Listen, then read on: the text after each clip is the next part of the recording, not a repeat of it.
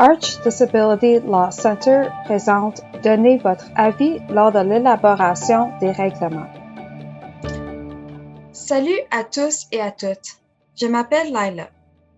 Je suis une avocate et je travaille à Arch Disability Law Center. Arch travaille pour la défense des droits des personnes handicapées. Je suis accompagnée de Jérôme Plante de la Confédération des organismes des personnes handicapées du Québec. Je suis également accompagnée de Pat Danforth et Roxana Johanny Aval du Conseil des Canadiens avec déficience. Nous voulons vous souhaiter la bienvenue dans notre série de vidéos. Il s'agit de la loi canadienne sur l'accessibilité. Cette loi est une loi fédérale. Elle est devenue loi en 2019. Ces 5 vidéos expliquent ce qu'est la loi canadienne sur l'accessibilité et comment elle fonctionne. Elles décrivent comment les règles d'accessibilité sont établies en vertu de la loi. Ces informations aideront les personnes handicapées et les personnes sourdes à s'impliquer dans le travail qui accompagne cette loi. Il existe de nombreux autres règlements qui ne sont pas liés aux règles d'accessibilité. Ils affectent aussi les personnes handicapées et les personnes sourdes. Il est important que les personnes handicapées s'impliquent également dans l'élaboration de ces règlements. Les informations contenues dans cette vidéo peuvent vous aider à comprendre comment procéder. Nous avons réalisé ces vidéos avec l'aide de nos partenaires. Nos partenaires sont l'Association canadienne des sourds, Accès Troubles de la communication Canada, le Conseil des Canadiens avec déficience, la Coalition nationale des personnes qui utilisent des chiens guides et d'assistance au Canada et Personnes d'abord du Canada. Dans cette série de vidéos, nous appellerons la loi canadienne sur l'accessibilité, la loi, en abrégé. Il y a 5 vidéos dans cette série.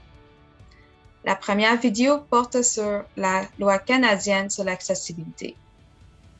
La deuxième vidéo examine les règlements et les normes, ou règles et lignes directrices. La troisième vidéo expliquait comment le gouvernement du Canada, l'Office des transports du Canada et le Conseil de la radiodiffusion et des télécommunications canadiennes, le CRTC, adoptent des règlements. Ceci est la 4e vidéo. Elle donne des conseils sur la façon dont vous pouvez apporter votre contribution lorsque de nouveaux règlements sont pris. Et la 5e vidéo expliquera où trouver les règlements une fois qu'ils sont établis. Elle vous indiquera également comment vous voudrez peut-être les utiliser. Chaque vidéo est accompagnée d'un bref résumé écrit. Ceux-ci auront les principaux points de chaque sujet. Ils vous indiqueront également où trouver plus d'informations sur chaque sujet. Les vidéos et les résumés sont tous disponibles sur le site web d'Arch à l'adresse www.archdisabilitylaw.ca.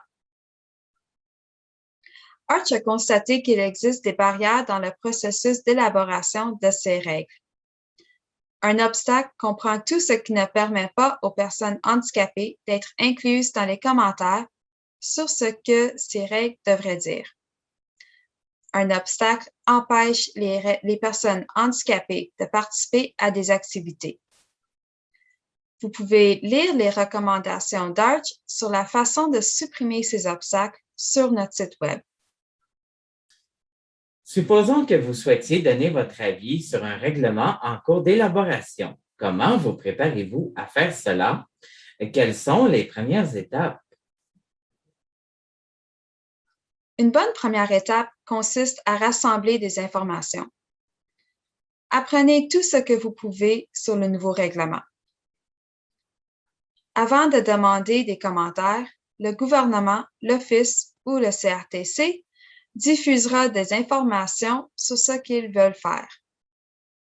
Ils décriront leurs problèmes qu'ils tentent de résoudre. Ils diront pourquoi ils pensent que leur nouveau règlement résoudra le problème. Ce sont des informations importantes. Connaître ces informations vous aidera à améliorer votre contribution. Au cours de l'étape des commentaires publics, le projet de règlement sera publié. Il est généralement rédigé dans un langage complexe. Ce n'est peut-être pas facile à lire. Vous pouvez commencer par lire d'autres documents plus simples. Vérifiez s'il existe une version en langage clair du projet de règlement. Le gouvernement, l'Office ou le CRTC peuvent également avoir d'autres documents en langage simple à disposition. Cela peut inclure un communiqué de presse qui résume le règlement. Il peut également s'agir d'une FAQ ou d'un document de questions fréquemment posées. Vous pouvez aussi lire quelque chose qui s'appelle le résumé de l'analyse d'impact de la réglementation. Le gouvernement et l'Office les publient. Cela explique les risques et les avantages du règlement. Ce document ne sera probablement pas en langage clair, mais ce sera plus facile à lire que le règlement actuel. C'est une bonne idée de le lire. Le CRTC publie un document similaire. Dans ce document, le CRTC explique comment il a décidé ce que le projet de règlement devait dire. Ce document peut ne pas être rédigé en langage clair non plus, mais cela peut être plus facile à comprendre que le règlement lui-même.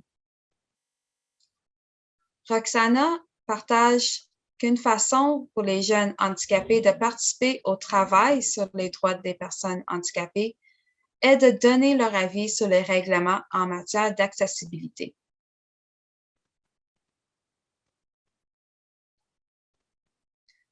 Je vais maintenant traduire ce que Roxana a dit en français. Elle dit « Il y a beaucoup de jeunes qui veulent entrer dans l'espace, qui veulent s'engager dans le travail des droits des personnes handicapées et des droits de la personne, mais ne savent pas vraiment par où commencer. Je pense que le simple fait de se renseigner sur les règlements ou sur la loi canadienne sur l'accessibilité est un excellent point de départ. Je pense que permettre ces réglementations est presque la première étape pour amener les jeunes dans les organisations qui existent autour du handicap.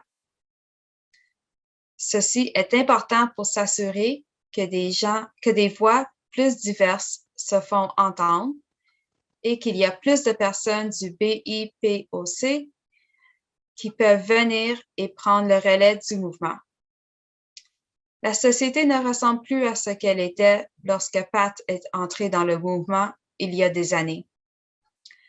Il est important de présenter les organisations de la même manière que la société est présentée et en fonction des personnes que nous représentons réellement à ces tables. Je pense donc que rendre les règlements aussi simples et clairs que possible est l'un des aspects les plus importants de cela. Donc, une fois que vous avez rassemblé autant d'informations que possible, vous pouvez réfléchir à ce que vous aimeriez apporter. Voici quelques idées et questions qui peuvent vous aider à démarrer. Comment le projet de règlement vous affectera-t-il? Comment cela affectera votre communauté? Cela vous aidera-t-il à éliminer les obstacles auxquels vous êtes confrontés dans la vie de tous les jours? Cela aidera-t-il à éliminer les obstacles pour votre communauté? Cela rendra-t-il les choses plus accessibles? Pouvez-vous penser à des problèmes avec le règlement? Par exemple, donne-t-elle aux organisations suffisamment de temps pour suivre les nouvelles règles d'accessibilité? Cela laisse-t-il trop de temps avant de devoir suivre les nouvelles règles? Le règlement crée-t-il de nouveaux obstacles? Par exemple, le règlement sur les plans d'accessibilité stipule-t-il qu'ils doivent être dans des formats accessibles? Il s'agit notamment de la langue des signes américaine, de la langue des signes québécois, du langage simple et d'autres formats. Sinon, cela pourrait créer un nouvel obstacle pour certaines personnes handicapées et sourdes. Le règlement supprime-t-il tous les obstacles? N'oubliez pas que ces barrières doivent être comprises dans la portée de ce que couvre le règlement. Pensez-vous que le règlement rendra les organisations fédérales plus accessibles? Serait-ce un succès? Pourquoi ou pourquoi pas? Assurez-vous de donner vos raisons. Comment le langage du règlement se compare-t-il aux autres règlements? La langue inclut-elle toutes les communautés de personnes handicapées? Le libellé favorise-t-il l'accessibilité? Pat explique que l'une des façons de réfléchir aux forces et aux faiblesses d'un règlement est de réfléchir à des cas importants des droits des personnes handicapées. Je vais maintenant traduire ce que Pat a dit en français. Pat dit: si nous regardons Grismer, cette affaire a défini qu'il fallait chercher des solutions individuelles pour une personne handicapée. Ces choses deviennent vraiment importantes à souligner lorsque nous réagissons au projet de règlement et où nous voyons les forces et les faiblesses. Donc, le personnel du gouvernement, de l'Office et du CRTC pourra peut-être répondre à vos questions sur le processus. Parfois, ils peuvent également répondre à des questions sur le projet de règlement. Le gouvernement, l'Office ou le CRTC peuvent vous poser des questions sur le règlement. Il peut également vous indiquer les parties du règlement sur lesquelles il souhaite obtenir des commentaires.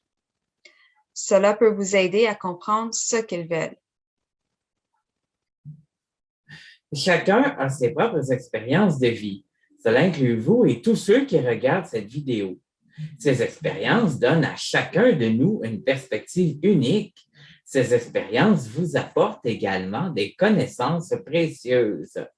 Comment les personnes handicapées et les personnes sourdes relient-elles leur vécu de la discrimination et les obstacles à la réglementation? Cela peut être une chose difficile à faire. Vous devrez réfléchir à vos expériences. Vous devrez également réfléchir au règlement proposé.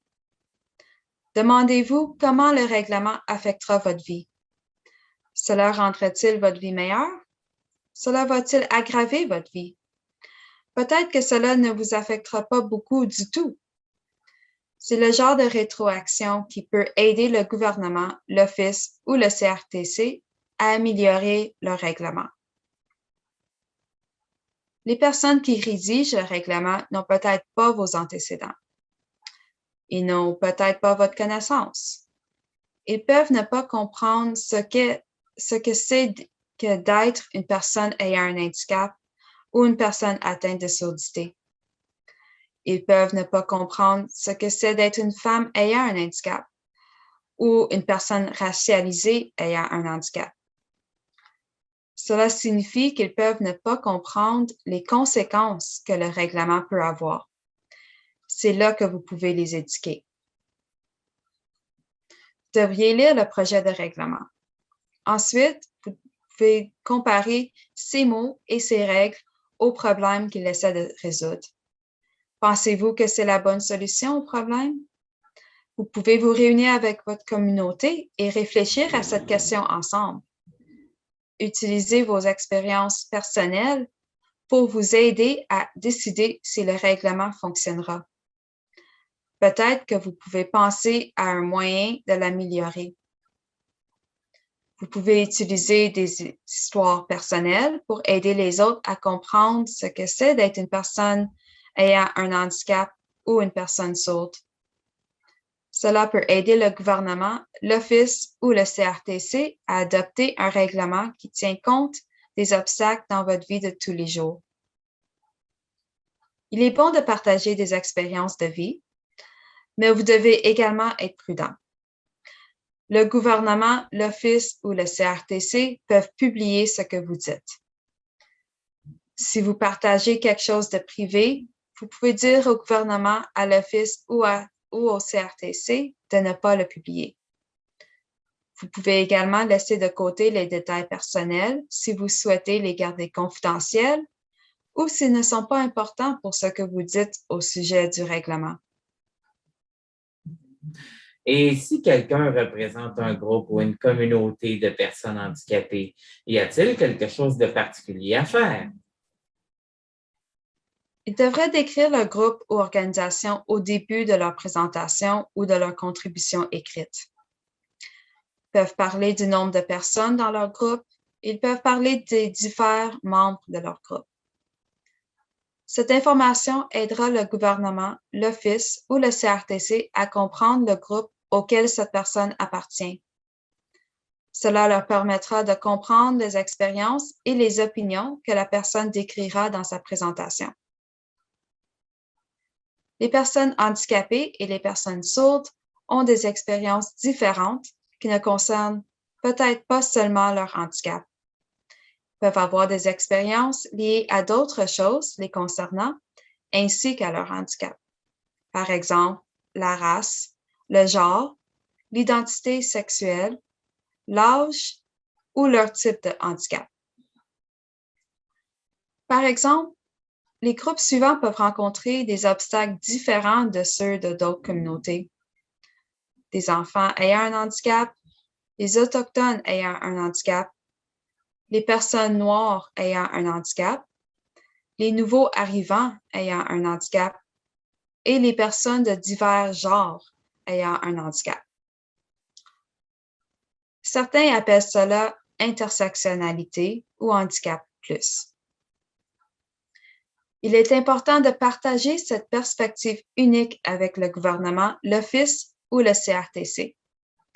Ils doivent être conscients de la diversité des communautés des personnes handicapées.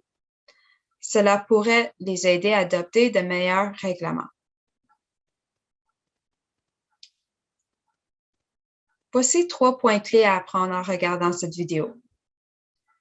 Le gouvernement, l'Office ou le CRTC peuvent publier des informations qui ont moins de langage juridique. Ces informations peuvent être un bon point de départ pour comprendre le règlement. La lecture de ces informations est une façon de vous préparer à donner votre avis sur les réglementations en cours d'élaboration.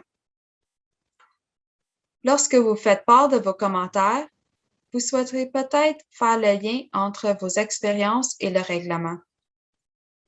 Une façon d'y parvenir est de réfléchir aux problèmes que le règlement est censé résoudre. Le règlement aiderait-il à résoudre ce problème? Comment le règlement pourrait-il vous affecter ou affecter votre communauté? Des expériences et des histoires personnelles montrent comment le règlement peut affecter les personnes handicapées et les personnes sourdes. Lorsque vous faites part de vos commentaires, si vous représentez une organisation ou un groupe de personnes handicapées, vous devez indiquer au gouvernement, à l'Office et au CRTC qui fait partie de votre groupe. Il est également important de leur parler de la diversité de votre groupe afin qu'ils puissent comprendre les perspectives de votre groupe. Vous trouverez plus d'informations sur la réglementation dans les autres vidéos de cette série. La vidéo suivante de cette série, vidéo numéro 5, explique où trouver les règlements et comment les utiliser. Nous espérons que vous regarderez les autres vidéos de cette série. Arch remercie le programme de partenariat pour le développement social composant personnes handicapées du gouvernement du Canada pour leur financement de ce projet. Les informations contenues dans cette vidéo ne sont pas destinées à être un avis juridique. Consultez un avocat ou un travailleur juridique si vous avez besoin d'un avis juridique sur une affaire spécifique. Les informations contenues dans cette vidéo sont à jour au 31 mars 2021.